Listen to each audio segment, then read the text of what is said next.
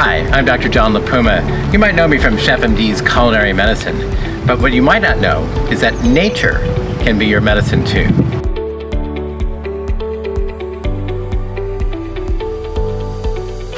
There's a whole science devoted to how water affects our health. It's called blue care, and blue care science is not something made up just around a color.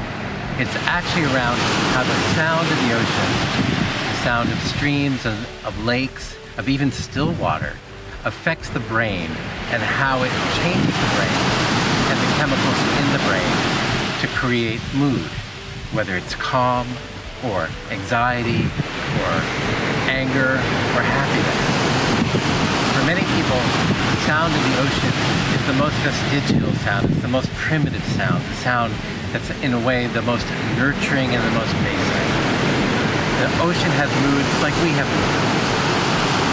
I know that when I listen to the ocean, it allows me to think more deeply, to reflect on what's important and what's not important, and to know that I'm actually part of nature, not just apart from it, but a part of it. And that kind of blue care can be therapeutic for people who are anxious, who are depressed, who have post-traumatic stress disorder. In fact, studies have been done of blue care, ocean sounds, and the presence of water in a number of people with those illnesses.